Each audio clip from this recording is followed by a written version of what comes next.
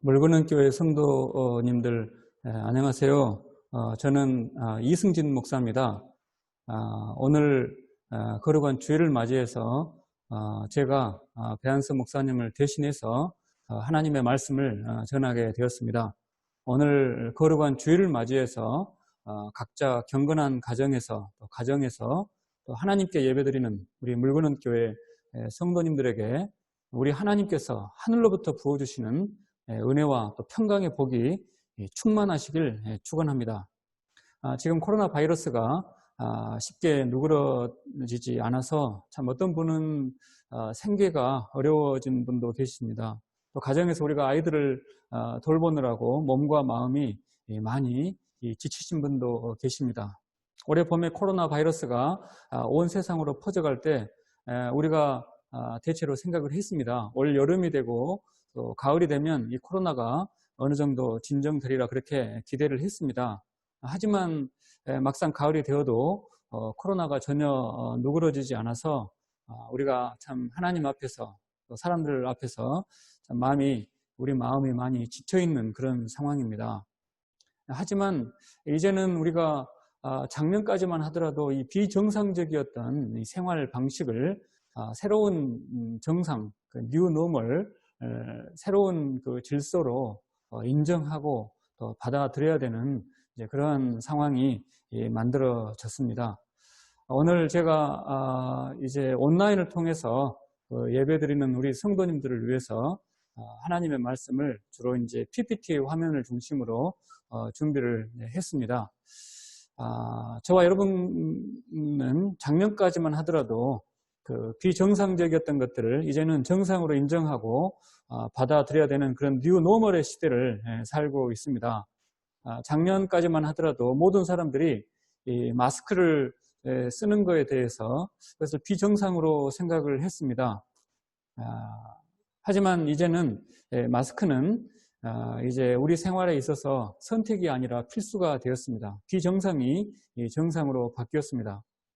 작년까지만 하더라도 주일날 예배당에 모여서 예배 드리지 않는다는 것은 그 신자들한테는 이제 비정상이었습니다. 하지만 지금은 많은 사람이 밀폐 장소에서 밀집 형태로 모이면서 비말을 통해서 이 바이러스가 전파가 되니까 다른 분들의 건강과 생명을 위험에 빠뜨릴 수 있어서 이제는 온라인으로 각 가정에서 예배를 드려야 합니다. 그러니까 비정상적인 예배 방식이 이제는 정상적인 예배 방식으로 바뀌었습니다. 많은 성도님들이 이렇게 비정상적인 것들을 정상적인 것으로 받아들여야 되는 것이 많이 힘들고 불편한 그런 상황입니다. 그러다 보니까 우리 마음속에 이런 비정상적인 것을 정상적으로 받아들여야 되는 이 뉴노멀의 시대에도 과연 하나님은 우리를 지키시고 돌보시는가 이제 그런 그 질문이 있습니다. 그러나 성경을 잘 살펴보면은 우리가 경험하는 이런 당황스러운 뉴노멀의 시대는 우리만 경험하는 것이 아니고 성경에 나오는 인물들도 또 교회 역사를 통과했던 인물들도 똑같이 경험을 하였습니다. 우리가 성경에서 발견하는 최고의 뉴노멀, 옛 질서는 무너지고 새로운 질서를 이렇게 이제 가지고 오신 분이 누구인가? 바로 예수 그리스도입니다. 예수님이 오시기 전에는 옛 질서에 속해서 살았습니다. 하지만 예수님이 오심으로 말미암아 그 전에 경험해보지 못한 새로운 질서가 도래한 것입니다. 예수님 앞에서 어떤 사람들은 그 새로운 질서를 즉각적으로 믿음으로 받아들인 사람들도 있었고, 또 어떤 사람들은 그 옛 질서를 고집을 하다가 새로운 질서인 예수님을 이제 배척한 그러한 사람들도 있었습니다. 제사를 드리고 예배를 드릴 때에도 예수님 이전에는 예루살렘 성전에서 예배를 드렸습니다. 하지만 이제 예수님께서 오심으로 말미암아 새로운 질서가 등장을 한 것입니다. 그 이전에는 성전 바깥에서 제사를 드린다거나 성전 바깥에서 찬송을 드리는 것은 완전히 비정상이었습니다. 하지만 이제 새로운 질서이신 예수님이 오심으로 말미암아 이제 장소 불문, 또 시간 불문, 어디에서든 하늘을 향해서 두 팔을 높이 이제 펼치면서 하나님께 예배드릴 수 있는 그러한 그 세상이 온 것입니다. 예수님 때문에 바뀐 것 중에 하나가 바로 기도 생활이었습니다. 예수님 이전에는 성전에 가서 제사를 드리고 나서 이제 하나님께 기도를 하는데 성도들이 하나님께 직접 기도하지 못하고 이제 제사장을 대신해서 제사장이 기도를 했습니다.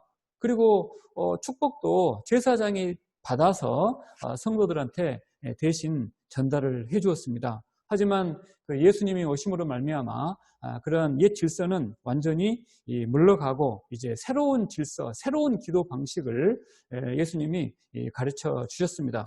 그것이 바로 주기도문입니다.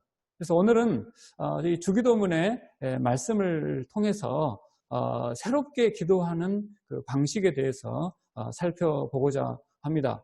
예수님이 오셔서 이제 주기도문을 가르쳐 주시는데 옛 질서에 속한 사람들은 어떻게 기도했는가? 성경의 그 6장 5절 말씀에 보시면은 그 외식하는 자들의 이 기도의 모습이 나옵니다.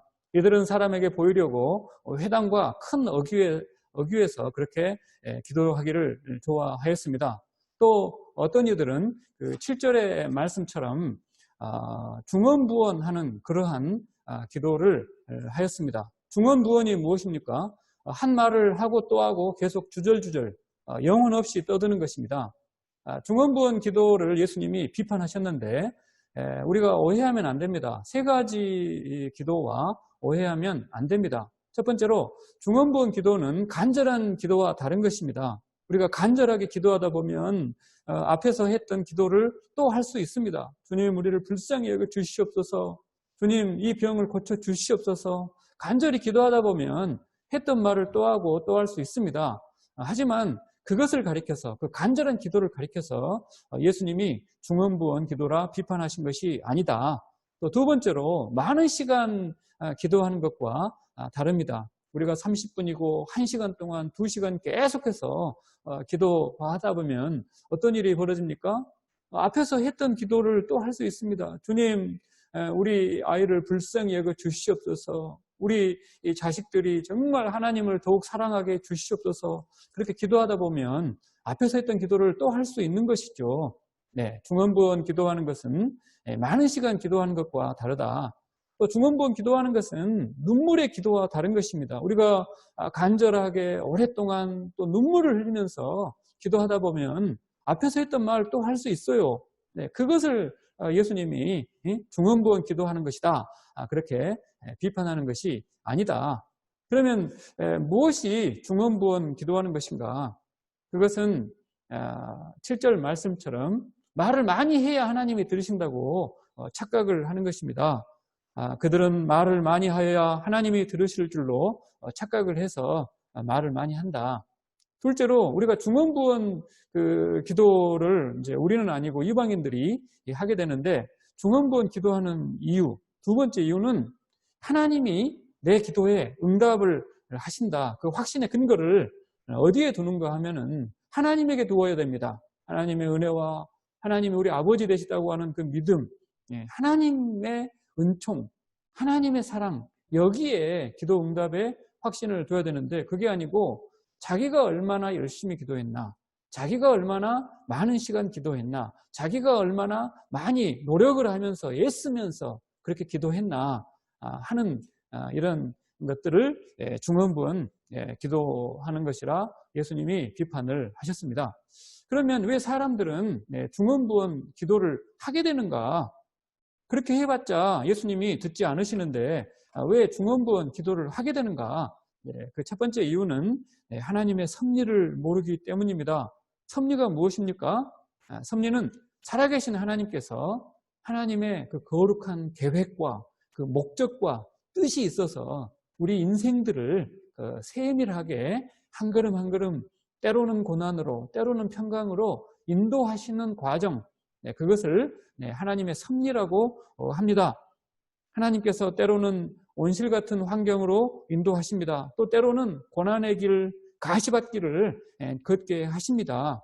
여기에는 하나님의 비상한 신비한 숨겨진 뜻이 있습니다. 그것을 가리켜서 하나님의 섭리라고 합니다. 신명기 8장 2절 3절 말씀, 내 하나님 여호와께서 이 40년 동안에 너를 광야길을 걷게 하신 것을 기억하라. 왜 그렇게 광야길을 걷게 하신 것인가? 이는 너를 낮추시며 너를 시험하사 네 마음이 어떠한지 그 명령을 지키는지 안 지키는지 알려 하심이라.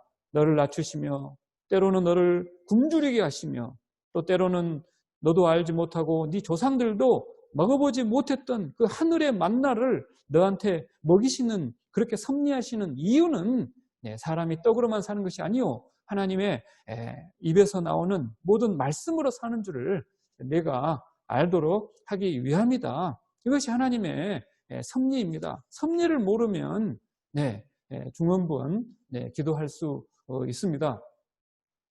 하나님이 저와 여러분으로 하여금 2020년도 가을에 이 코로나19 그런 사태를 살도록 하시는 이유가 있습니다. 저와 여러분으로 하여금 이 뉴노멀의 시대를 살게 하시는 이유가 있습니다. 비정상이 정상인 그런 이상한 세상을 살게 하시는 그 이유가 있습니다. 그것은 이 뉴노멀의 시대에는 두 종류의 사람으로 갈라집니다. 하나님의 말씀을 깨닫고 순종하는 하나님의 자녀들과 하나님의 뜻을 무시하고 거역하고 하나님의 진리의 길을 배척하는 불신자, 이 두 종류의 사람으로 분명하게 나눠집니다. 이 고난이 오지 않으면은, 어려운 위기 상황이 닥치지 않으면은 이런 그 두 종류로 나누어지지가 못합니다. 하지만 코로나 사태가 벌어지니까 우리 마음에 진짜 하나님에 대한 신앙이 있는지 없는지가 분명하게 드러나는 것입니다. 저와 여러분은 이 코로나19 사태 속에서도 주일날 하나님을 예배하는 일을 멈추지 못합니다. 그래서 오늘 거룩한 주일날에 우리가 비록 물건은 교회 예배당에 가지는 못합니다. 못하지만 우리가 경건한 마음을 하나님 앞에 드리기 위해서 각 가정에서 경건한 자세로 그렇게 하나님을 예배하는 것입니다. 줌으로 또 모니터 스크린을 통해서 성경을 공부하는 가운데 우리가 하나님께서 하늘로부터 내려주시는 그 비상한 은혜와 사랑을 경험을 합니다. 또 성도들이 서로 전화로 신방을 하고 또 드라이브 택배를 통해서 사랑의 간식을 공급하고 하나님의 사랑을 함께 나누면서 하나님이 우리 가운데 살아계시는구나, 이런 것을 경험을 합니다. 이런 과정을 통해서 우리는 어떻게 됩니까? 하나님의 사람으로, 불구덩이 속에서도 결코 불타지 않는 그런 하나님의 사람으로 연단을 받는 것입니다. 이런 위기 상황 속에서 우리가 살 수 있는 비결은 무엇인가? 하나님의 말씀을 의지하는 것이다. 오직 하나님만이 나의 생명이시고 하나님만이 나의 반석이시고 나의 피난처가 되시고 나의 생명줄이 되시고 나의 동아줄이 되신다. 그렇게 하나님 말씀을 연구하고 묵상하고 배우고 나누고 선포하고 증거하고 하나님을 앞세우고 하나님을 자랑하는 그런 거룩한 신자들 만들어내기 위해서 우리로 하여금 이 위기 사태를 당하게 하시는 것입니다.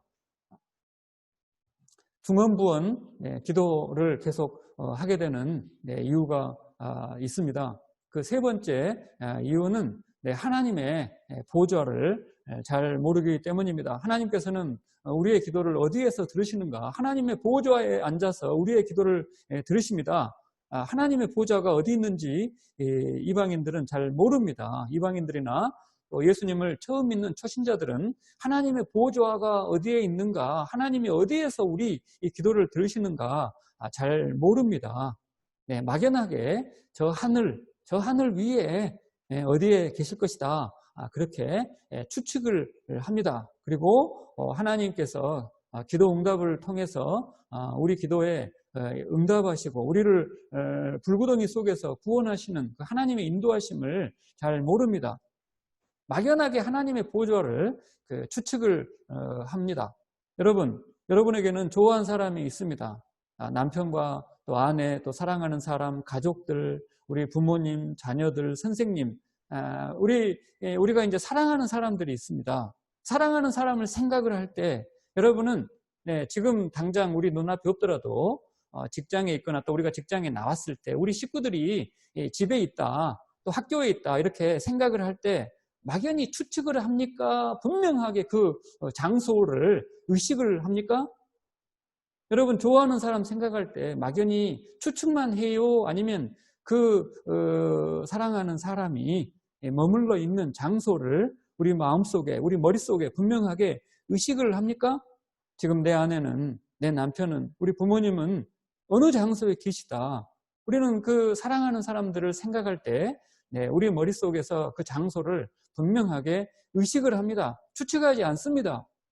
이 세상에서 나와 중요한 관계를 맺는 사람들에 대해서도 우리가 생각을 할 때 그 장소를 추측하지 않고 그 장소를 그 시간과 그 공간, 그 좌표를 분명하게 의식을 하는 것처럼 하나님도 마찬가지입니다.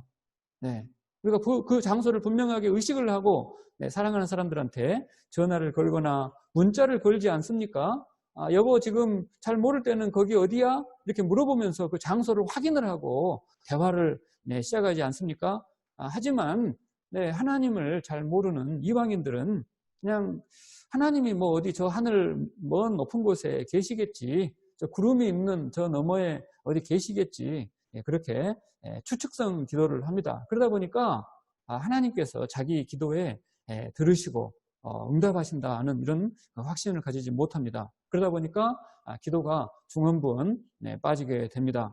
여러분은 이 뉴노멀의 시대에 매일매일 매 순간순간 하나님께 기도를 올리고 있습니까? 그분은 어디에서 여러분의 기도를 듣고 계십니까? 여러분은 하나님께서 여러분의 기도에 분명히 응답을 하시면서 매일매일 하나님의 인도를 받고 계십니까?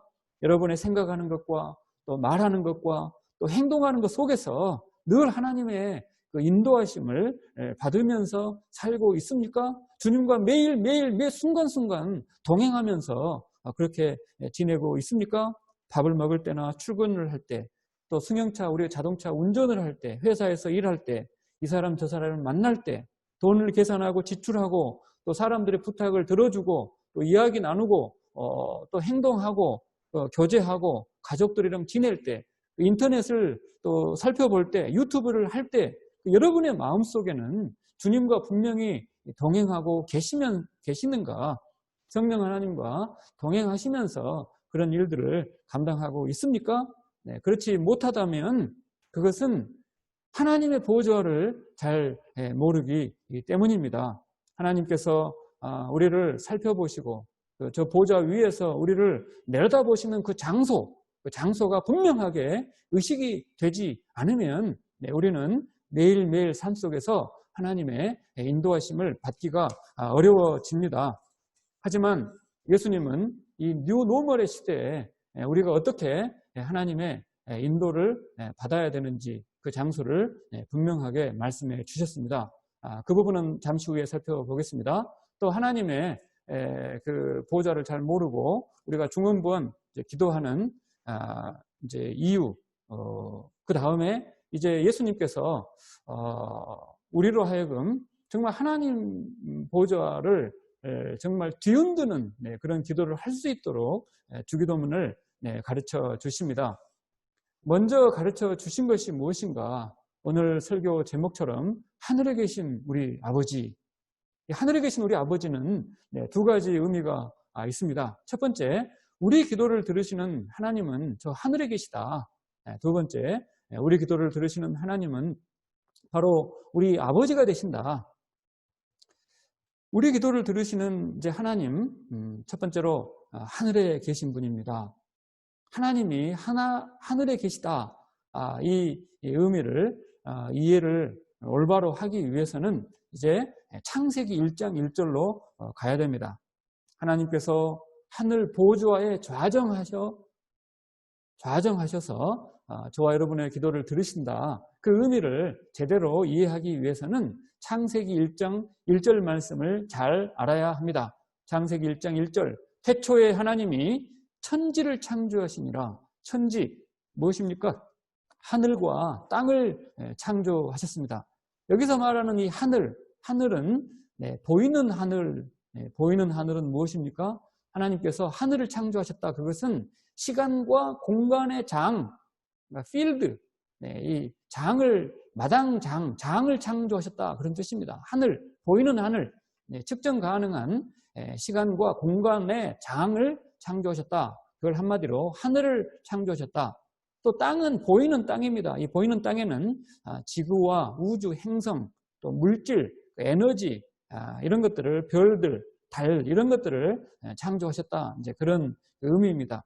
그런데 우리가 이제 창세기 1장 1절에서 놓치고 있는 것이 무엇인가? 그것은 보이는 하늘과 땅과 아울러서 보이지 않는 천지가 있다. 하나님이 태초에 보이지 않는 하늘과 보이지 않는 땅을 만드셨습니다. 눈에 보이지 않는 이 하늘이 무엇인가? 그것은 바로 하나님이 말씀으로 통치를 펼치시는 그 하나님의 보좌를 의미합니다. 하나님의 보좌. 하나님의 보좌는 무엇입니까? 하나님께서 말씀으로 온 세상을 통치하시는 자리, 그 통치가 시작되는 그 의자, 보좌를, 왕권을 시행하는 자리를 보좌라고 합니다. 하나님께서 태초에 보좌를 처음 만드신 것이 아니고 영원 전부터 하나님의 보좌는 영원토록 있었습니다. 그런데 이제 하나님께서 그 보좌에 앉으셔가지고 통치하시는 하나님의 영광이 이제 만물에 나타나는 것입니다. 사람들에게 나타나기 시작한 자리, 그것을 보이지 않는 하늘을 만드셨다고 표현을 합니다. 이 보이지 않는 하늘은 보이지 않는 땅이 없이는 성립이 되지 않습니다. 하나님 나라의 이 보좌는 항상 하나님의 보이지 않는 땅, 발판과 함께 진행이 됩니다. 하나님이 만드신 이 보이지 않는 땅, 그 발판이라고 합니다. 하나님의 발판, 하나님의 발등상. 하나님의 발등상은 무엇입니까? 바로 영적인 전쟁이 진행이 되면서 하나님의 통치가 실현되는 자리, 이것을 하나님의 발등상이라고 합니다. 그러니까 창세기 1장 1절에서 네 종류를 만드신 거죠. 보이는 하늘과 땅, 보이지 않는 하늘과 땅, 이 네 가지를 창조하십니다. 그리고 이 네 가지가 함께 모여있는 곳이 바로 에덴 동산의 천국입니다. 에덴 동산에서 아담과 하와는 바로 하나님의 보호자로부터 선포되는 하나님의 말씀을 순종하고 또 이 땅에서 나는 이런 과일들을 먹고 동물들과 행복하게 그렇게 살고 있었습니다. 하지만 이 아담의 하와의 마음속에 하나님과 같이 되려는 그런 교만한 마음이 싹 틉니다. 그래서 이제 뱀의 꼬임, 사탄의 꼬임을 받아서 이제 하나님의 말씀을 불순종하고 선악과를 이제 먹게 됩니다. 그러자 하나님께서 이제 아담과 하와를 심판을 하시고 형벌을 주시는데, 그러나 영원한 형벌을 주시지 않고 구원을 약속을 하십니다. 창세기 3장 15절 말씀, 여자의 후손은 내 머리를 상하게 할 것이요 너는 그의 발꿈치를 상하게 할 것이다. 하나님이 사탄에게 하신 말씀입니다. 사탄이 이 메시아 예수님의 발꿈치를 잠시 상하게 하겠지만, 그러나 결국은 예수님께서 사탄의 머리를 박살낼 것이다. 사탄의 권세를 완전히 무너뜨릴 것이다. 그렇게 약속을 하십니다.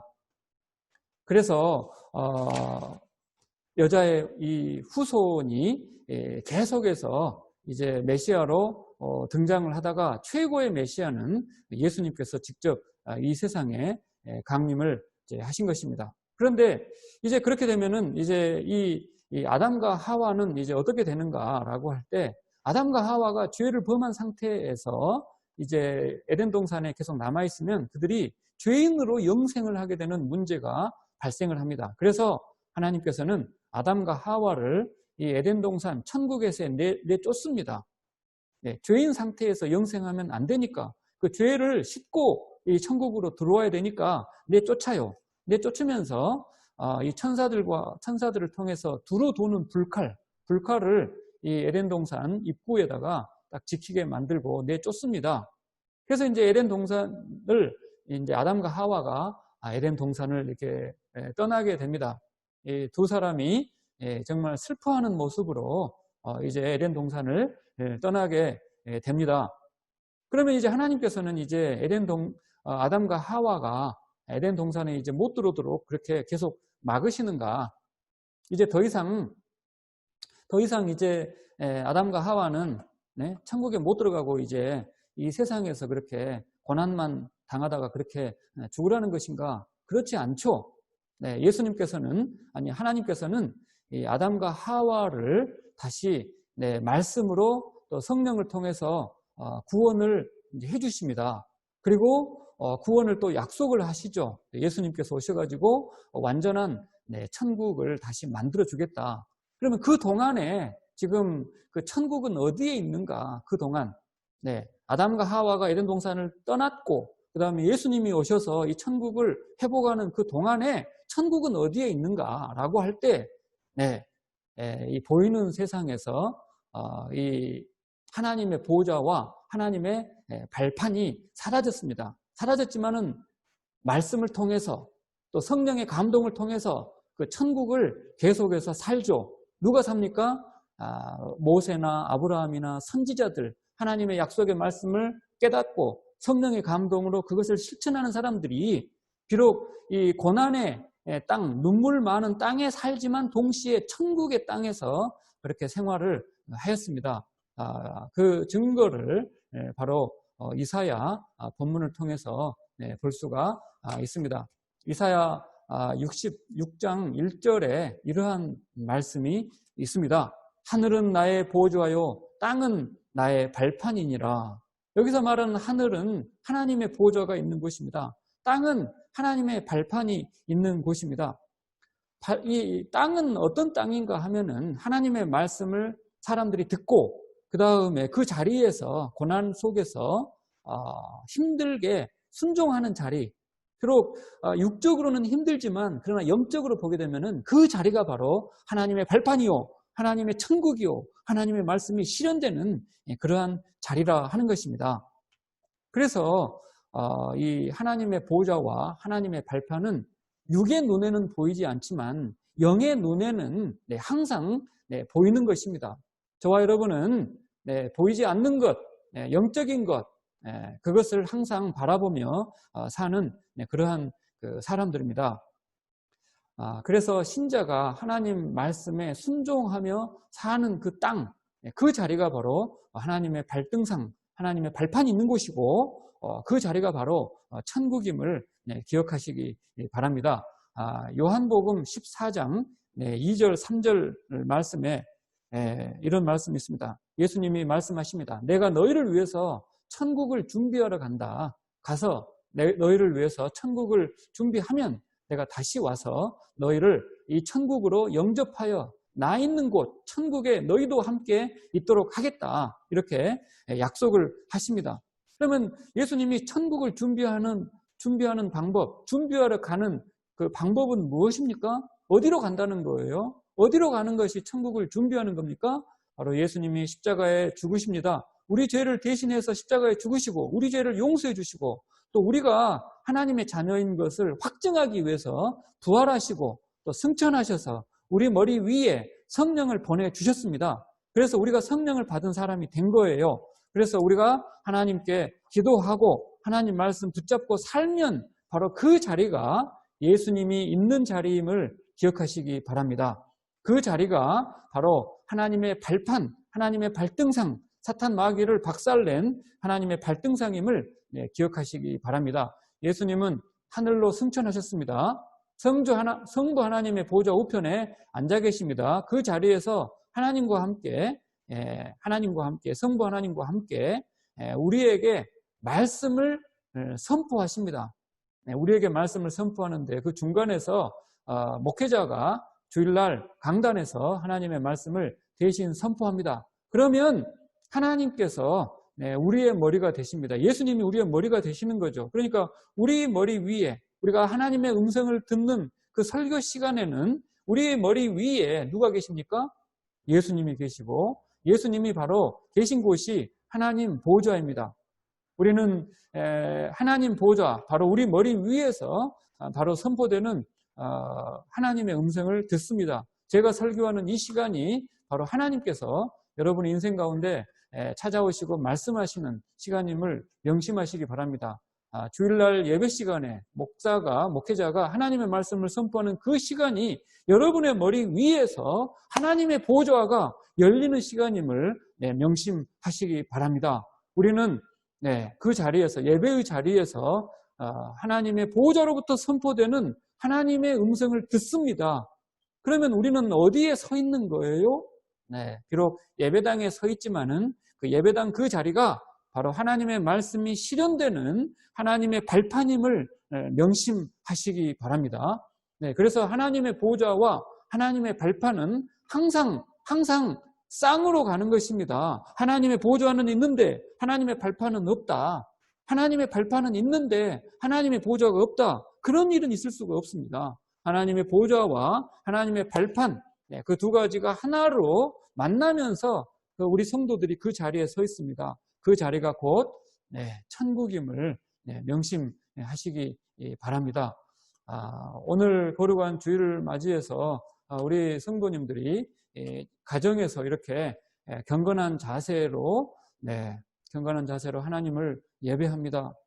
가정에서 예배하는 그 자리가 천국임을 믿으시기 바랍니다. 여러분이 경건한 마음으로 성령의 인도를 따라서 비록 모니터이지만, 비록 일상적인 경건하지 않다고 생각되는 그런 우리 집이지만, 그러나 주일날 정한 시간에 하나님의 말씀 의지에서 함께 모이고 하나님을 예배하고 하나님을 의식한다면, 또 제가 성령의 감동으로 하나님의 말씀을 선포한다면 여러분 그 듣는 자리가 천국임을 믿으시기 바랍니다. 그 자리가 거룩한 가정생활, 또 교회생활 하는 곳, 그 자리가 바로 천국임을 명심하시기 바랍니다. 우리가 주 기도문에서 기억해야 될 두 번째는 바로 하늘에 계신 아버지는 우리의 아버지가 되신다는 사실입니다. 예수님이 주기도문을 가르쳐 주기 전에는 구약시대 성도들은 예루살렘에 가서 제사를 지내면서 하나님을 가리켜서 우리 아버지시다, 그렇게 막 큰 소리로 외치거나 그렇게 주장을 할 수가 없었어요. 구약시대에는. 그것은 불경한 죄를 짓는 것입니다. 그렇게 주장할 수 있는 사람은 대제사장이나 모세나 다윗이나 그런 특별한 사람들만 하나님을 아버지라고 부를 수 있었습니다. 그러나 뉴노멀이신 예수님이 오심으로 말미암아 이제는 우리 모두가 예수님을 구세주로 믿는 사람이라면 이제는 성부 하나님을 가리켜서 아버지라고 부를 수 있는 그런 놀라운 일이 벌어졌습니다. 이것이 놀라운 완전히 새로운 질서, 정말 온 천지가 깜짝 놀래도 부족할 그러한 뉴노멀의 질서입니다. 이것을 위해서 예수님이 십자가에 죽어주신 것이고, 저와 여러분이 성부 하나님의 보좌 앞으로 담대하게 나아갈 수 있도록 하기 위해서 예수님이 십자가에서 우리 죄를 다 용서해 주신 것이다.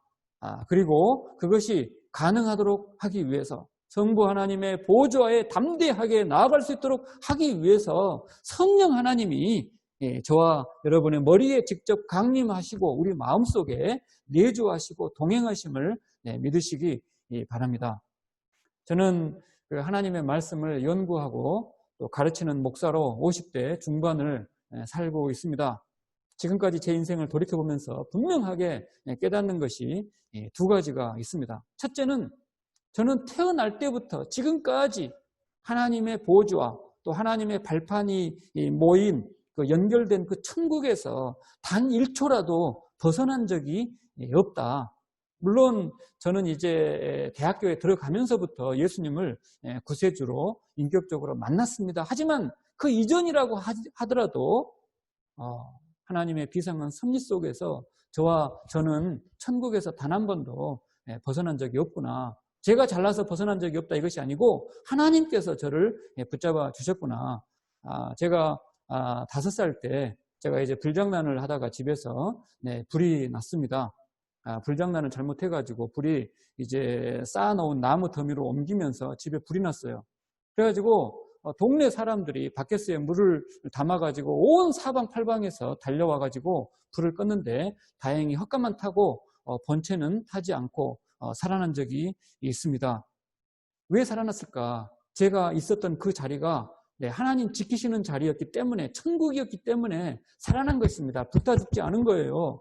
또 제가 8살 때 이 동네에 우물이 있는데 거기에 우물 턱이 낮아가지고 이 도시락 뚜껑으로 물을 떠먹으려고 이렇게 고개를 숙이는 순간에 그 우물에 퐁당 빠져버렸어요. 네, 나 혼자 빠져버린 거예요. 그러다가 이제 수영도 못하고 그 우물이 이제 깊으니까 이제 빠져 죽게 생겼는데 정말 기적적으로 그 순간 지나가는 동네 아저씨가 저를 건져주신 거예요. 그렇게 해가지고 살아났습니다. 예수 믿기 이전이에요. 어떻게 살아났는가? 그 자리가 하나님 지키시는 자리, 내가 실수하는 그 자리, 그 자리에서 정말 하나님께서 내 이 목을 붙잡아 주셨구나, 내 팔을 건져 주셨구나, 천국이었기 때문에 살아난 것입니다.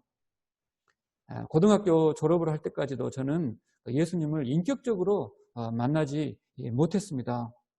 제 아버님은 시골에서 농사를 지으시는 가난한 그런 농사꾼입니다. 아들만 넷을 두셨고 제가 이제 장남입니다.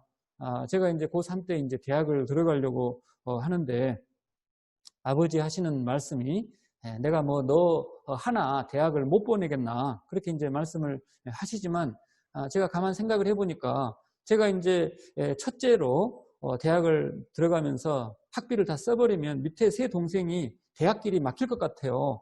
네, 그래서 이제 좀 아버님 도움 안 받고 어떻게 학비를 스스로 마련을 해보려고 이제 국비가 지원이 되는 대학을 찾아보니까 이제 부산에 해양대학이 있었습니다. 그래서 그 학교 이제 지원을 해놓고 합격 통지를 기다리는 날에 이제 밤에 잠을 자는데 밤에 잠이 오지가 않습니다. 왜냐하면 여기서 떨어지면 그 다음날 저는 즉시로 아버지와 함께 이제 삽을 들고 이제 농사를 지으러 밭으로 가야 되는 이제 그런 그 상황이었습니다. 그런데 저도 모르게 밤에 벌떡 일어나가지고 알 수 없는 하나님께 제 마음에 솔직한 고민을 털어놓았습니다. 하나님, 만일에 이번에 나를 합격시켜 주시면 나도 주님께 뭔가를 보답을 하겠다. 바로 딱 그 두 마디 합격을 시켜주시면 보답하겠다. 딱 두 마디 하고 그렇게 다시 자리에 누웠던 그런 시간이 있었습니다. 그때 제가 머물던 그 우리 시골의 집은 여러 가지 이제 형편이 좋지 않은 천국이라고는 너무 거리가 먼 그런 자리였습니다. 하지만 돌이켜보면은 내가 하나님 앞에 무릎을 꿇었던 그 자리가 정말 천국이었구나. 하나님께서 하나님의 보좌로부터 내 머리 위에 계신 하나님께서 그 보좌에 앉아가지고 내 기도를 들으시고 나를 붙잡아 주셨구나. 그 자리가 천국이었구나.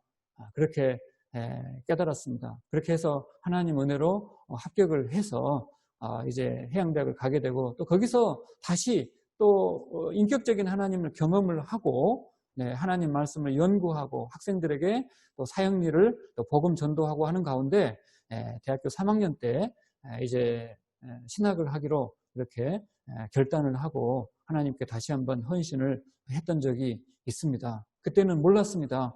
제가 무릎을 꿇었던 그 별 볼 일 없는 그 자리가 곧 하나님의 은총이 열매를 맺는 하나님의 발판, 하나님의 천국, 하나님의 보좌 바로 그 아래였다고 하는 사실을 나중에 깨달았습니다. 우리 머리 위에 우리 성도님들이 간절히 기도할 때 우리 성도님들의 머리 위에 바로 그 위에 하나님의 보좌가 열려지고 있는 것을 믿으시기 바랍니다. 그리고 성령 하나님께서 바로 우리 머리 위로부터 하나님의 보좌로부터 하나님의 은총과 하나님의 능력과 하나님의 권능을 받아서 우리에게 전달해 주므로 우리가 서 있는 이 자리가 세상 자리가 아니고 하나님의 말씀의 능력이 일어나는 하나님의 발판, 하나님의 발등상, 하나님의 천국임을 명심하시기 바랍니다. 로마서 16장 20절로 가본 평강의 하나님께서 속히 사탄을 너희 발 아래에서 상하게 하실 것이다. 사탄을 발로 짓이길 것이다. 하나님의 발등상에서 사탄의 권세가 박살날 것이다. 그런데 누구 발로? 네, 창세기 3장 15절에서는 예수님의 발로 사탄이 박살낸다 그렇게 말씀합니다. 하지만 로마서 16장 20절에서는 바로 예수님 발뿐만 아니고 이제 너희 발로, 왜? 예수님은 이미 사탄을 박살내놨습니다. 이제 더 이상 사탄이 길을 쓰지 못해요. 예수님 앞에서, 하나님 보좌 앞에서, 하나님 발판 앞에서 사탄은 더 이상 길을 쓰지 못합니다. 그러니까 이제 그 잔당들을 누가 해결하는가? 저와 여러분, 하나님의 말씀 붙잡고 나아가는 우리 물구는 교회 성도님들이 나아가는 그 길이 곧 하나님의 보좌 아래이고 하나님의 발판, 하나님의 발등상 위임을 기억하시면서 담대하게 하나님의 영광 나타내는 우리 모든 성도님들 다 되시기를 주님의 이름으로 간절히 축원하옵나이다. 잠깐 기도하시겠습니다. 자, 이제 기도를 하실 때 기도 제목을 말씀을 드리겠습니다. 네 가지 기도 제목을 다 함께 기도하시겠습니다. 우리 가정에서 기도 제목이 있으신 분들은 그 자리에서 경건한 자세로 앉으시거나 무릎을 꿇으시고 이 기도를 같이 해주시기 바랍니다. 먼저는 배한선 목사님의 회복을 위해서, 또 그 다음에 코로나19 조치로 교회 폐쇄 조치가 속히 끝나도록, 또 그 다음에 코로나 때문에 힘들어하는 우리 믿음의 가정들을 지켜달라고 그렇게 기도를 이제 하겠습니다. 제가 또 같이 기도할 때 여러분도 여러분의 자리에서 그렇게 기도하시기 바랍니다. 병상에서 암투병 중인 우리 배한선 목사님, 주께서 피 묻은 손으로 속히 안수하여 주시옵소서. 성령의 능력으로 회복시켜 주시옵소서. 가정에서 병중에 계신 성도님들, 주께서 피 묻은 손으로 안수하여 주시옵소서. 속히 건강을 회복하게 하여 주시옵소서. 주님의 능력으로 하나님 영광을 속히 나타낼 수 있도록 아버지, 우리 배한선 목사님 속히 구원하여 주시고 붙잡아 주시고 그 건강을 회복시켜 주시옵소서. 코로나19 때문에 교회 폐쇄 조치가 되었습니다. 하나님 속히 주님께서 은혜를 베풀어 주시어서 하나님 보좌로부터 능력을 발하여 주시어서 코로나19 조치로 인해서 어려워하는 이런 모든 문제가 속히 끝나게 하여 주시옵소서. 모든 성도님들이 한 마음으로 함께 모여서 뜨거운 마음으로 주님께 기쁨의 찬송을 속히 드릴 수 있도록 주님 은총 베풀어 주시옵소서. 현장 예배의 기쁨과 감동을 주님 회복시켜 주시옵소서. 또 코로나 바이러스 때문에 생계가 어려워진 가정들을 주님 붙잡아 주시옵소서. 경제적인 궁핍에 빠진 우리 성도들을 주님께서 하늘의 은총을 베풀어 주시옵소서. 고난을 계기로 더욱 주님 앞에 나와서 무릎을 꿇고 하나님의 은총을 간절히 구하는 그런 기회가 되게 하여 주시옵소서. 생선을 달라 하는 아들에게 뱀을 줄 부모가 어디가 있겠습니까? 떡을 달라고 하는 자녀에게 돌멩이를 던질 부모가 어디가 있겠습니까? 우리 성도들이 하늘에 계신 아버지께 간절히 간구할 때 주께서 우리 기도를 들어주시고 하늘의 신령한 은총과 성령 하나님을 더욱 충만하게 부어 주시옵소서. 이 모든 말씀 우리의 구세주 예수님의 이름으로 간절히 기도하옵나이다. 아멘.